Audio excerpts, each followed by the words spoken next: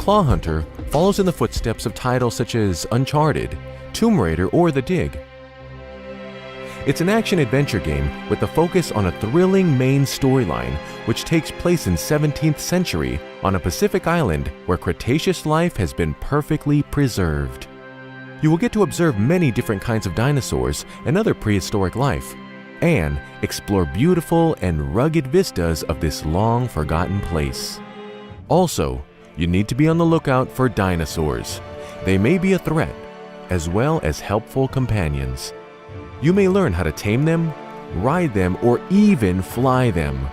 But the dinosaurs are not the only danger you may encounter on the island. There are also human enemies, far more insidious than any dinosaur can be. You will have to pit your wit against them. The story will be propelled forward by cinematic scenes, adding to the film atmosphere of the game.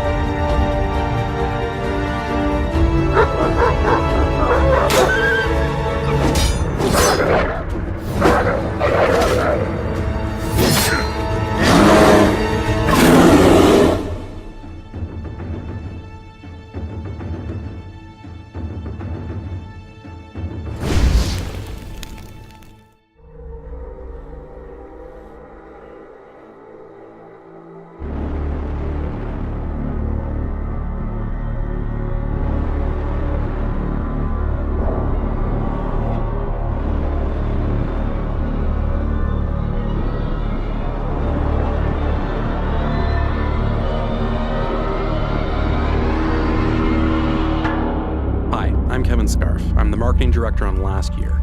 Last Year is an asymmetrical multiplayer horror game where one killer has to hunt down a group of teenagers. I'm playing as the Slasher, one of 3 playable killers that ships with the game. The game is set on Halloween night in 1996. We've been meticulously crafting a universe that draws you in and puts you in the center of your own 90s horror film.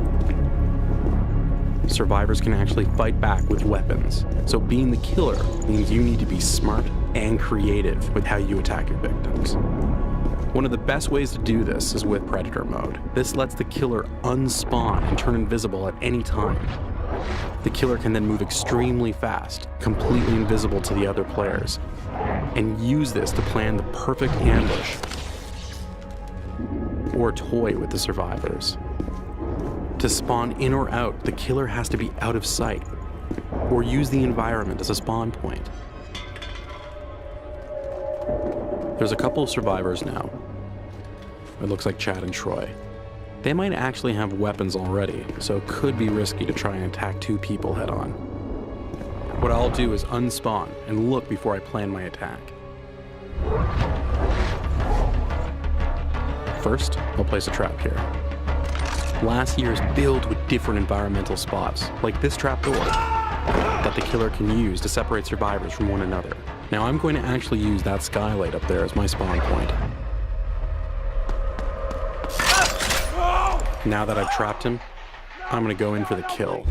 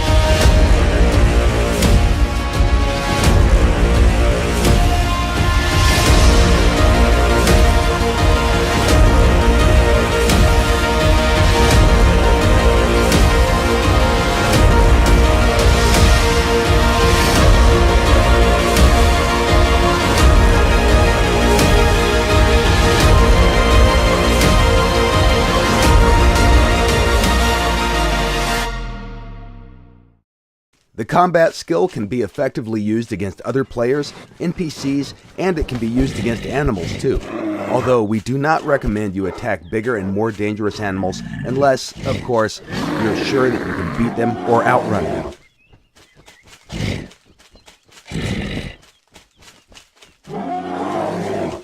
During the combat and the physical condition of his character. Now that you know the basics, let's take a look at how the combat system works in other modern survival games. For this, we created a simulation of the type of unarmed combat that you can find in practically every survival game available on Steam. From what you can see here, the character is constrained at the hip, but you can tilt their upper body and throw random punches toward your opponent. The camera is locked behind the character, it doesn't provide the player with a good overview of the situation. Or if he's more skillful, then he can step in, close the distance, and use a more powerful punch. Combos are special attack combinations that inflict more damage than a normal punch or kick, but they also drain stamina at a faster rate. The best way to use a combo is against a dodge or a block, and if you perform the combo successfully, you'll increase the chance for a knockout. Along with the skill level, the character's attributes will also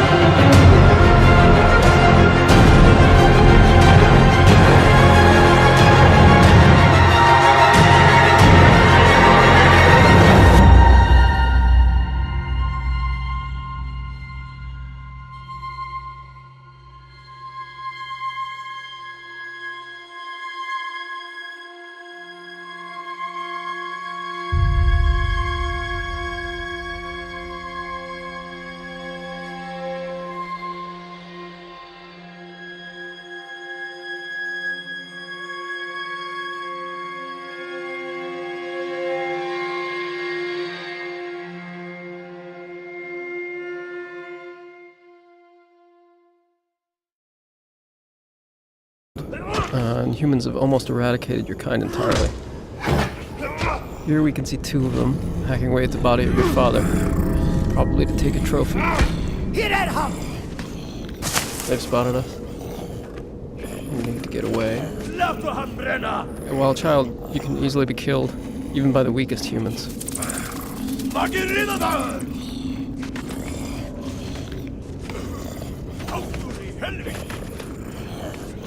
We're trapped on this bridge. Maybe there's an escape route.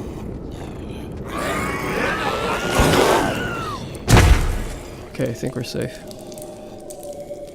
As you move around the caves and tunnels that these creatures inhabit, you'll see what humans have done to your kind over the years.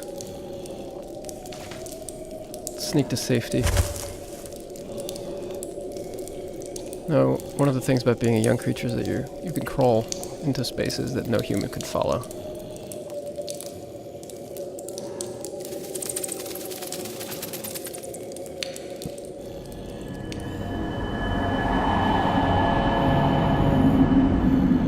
Now this huge cave, with the mysterious tree, is one of the last few places of refuge in the world for creatures like you.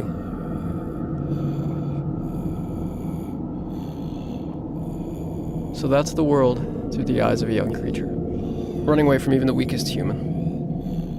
Now we're going to go forward in time and see the world through the eyes of a larger, more powerful adolescent creature, and see what they're capable of doing.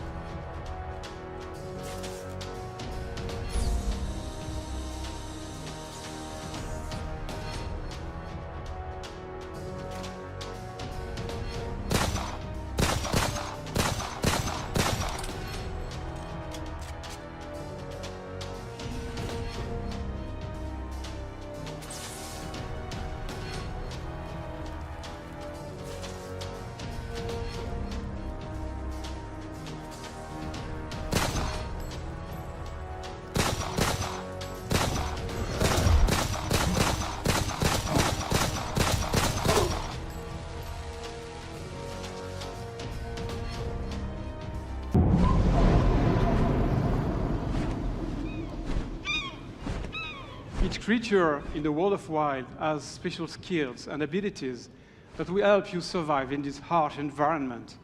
This eagle has a very powerful vision, which will help you to spot and catch small creatures, like those snakes over there.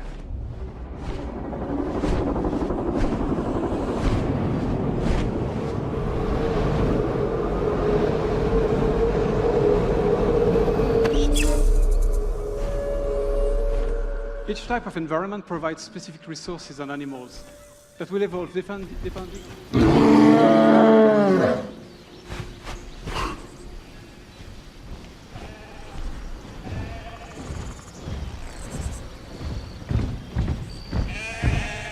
The bear is a powerful ally that will help me during challenging combats. It is also a very fast and friendly mount, which is quite handy to travel across the vast and seamless world of wild.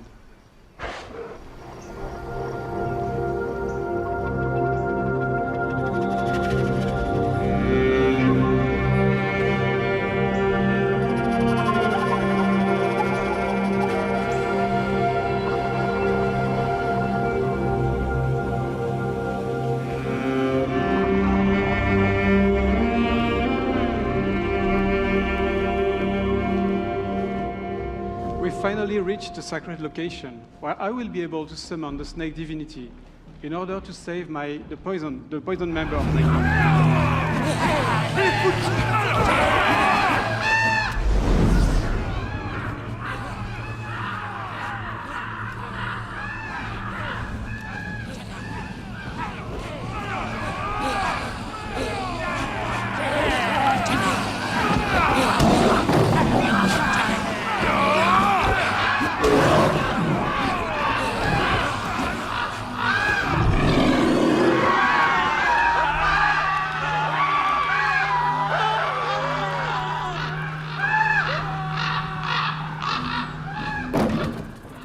Now that the area is safe, I can finally reach the sacred sanctuary. There's a lot of places like that in Wild, and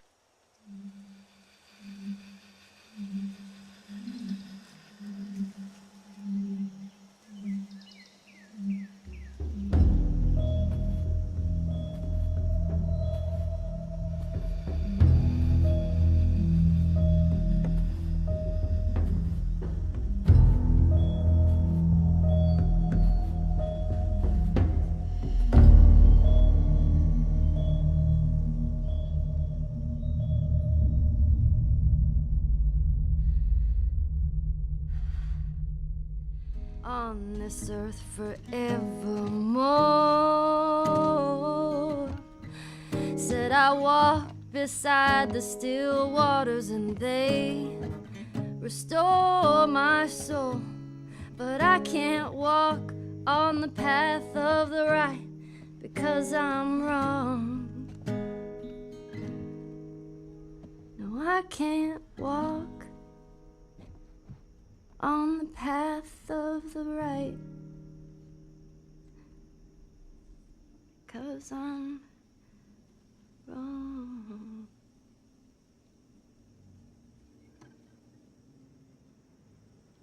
What are you doing, kiddo? You really gonna go through with this?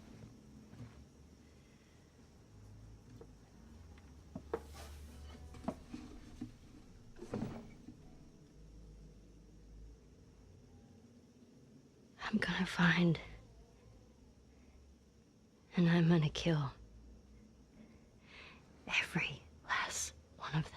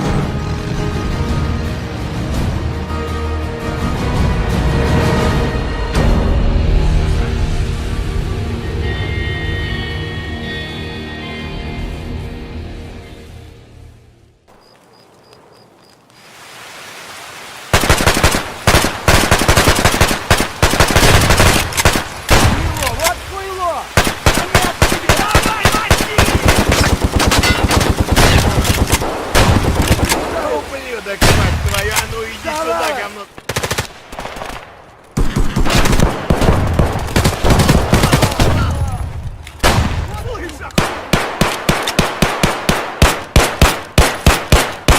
Гений, да!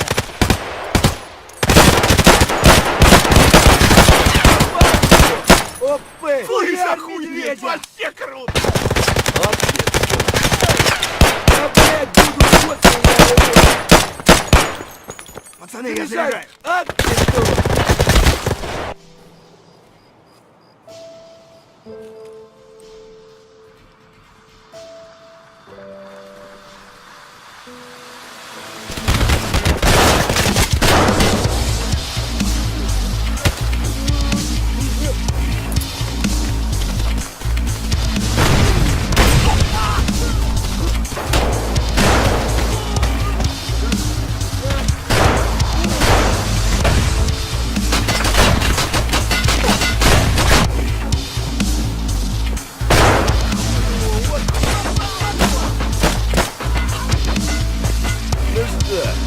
Неплохой день, господа.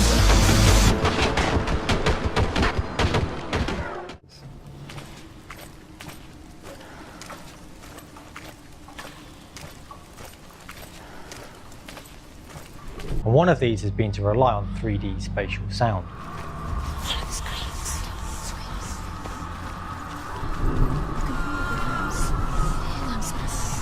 No one will judge her. No one will ever know. Oh, she heard us. In a similar way, when you play the game, you experience the world through Senua's mind's eye. Senua knows that there is no going back to how things were. Functions, it may be that we can begin to understand what happens in the context of psychosis because somebody constructs a world. She's finally arrived in the land of mist and fog. A place the Northmen call hell. You to Gallerbrew, the bridge that separates the living from the dead. The roots of the tree of death will take you to new lands where you will face the trials. Look around and you'll see them. The drowned, the sick. Here they lie, rotting in the fields and rivers of hell.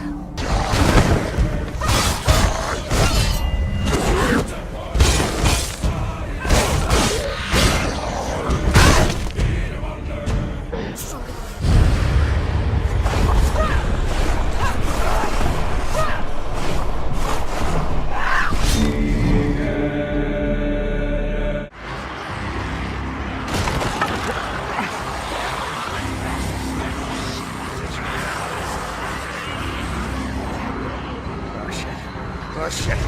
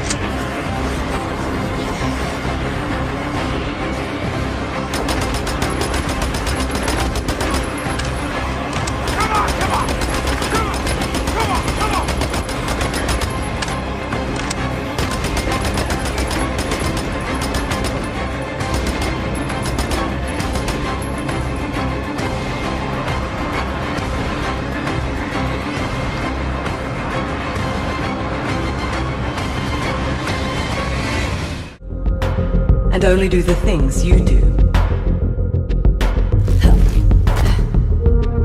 So it's the way you play the game that shapes your enemy.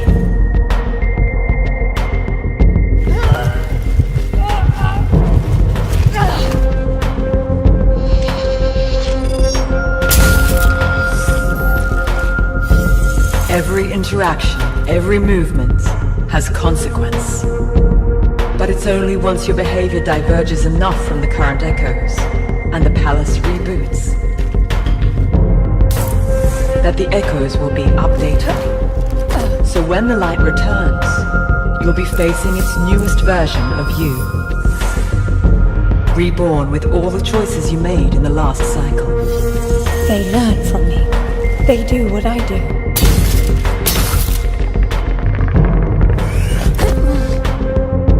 The palace watches everything you do in the light. But in the darkness, as it reboots, it is blind. And you are free to act without consequence.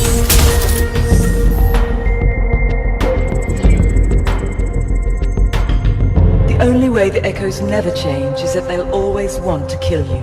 But you decide which tools they have at their disposal. If you cease to do something, so will they after the next blackout. Always stay a step ahead of the echoes. And keep a cool head if you want to survive the palace.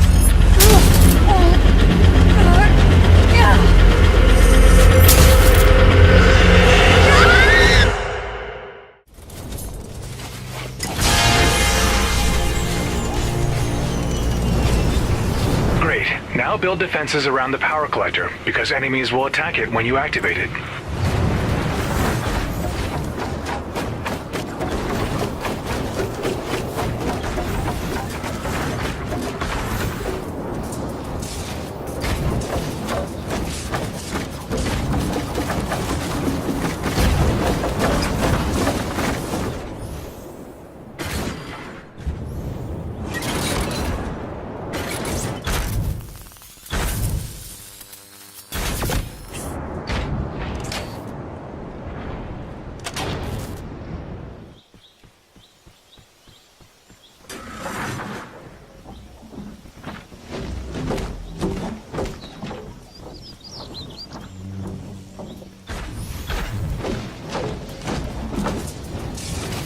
Atlas activated.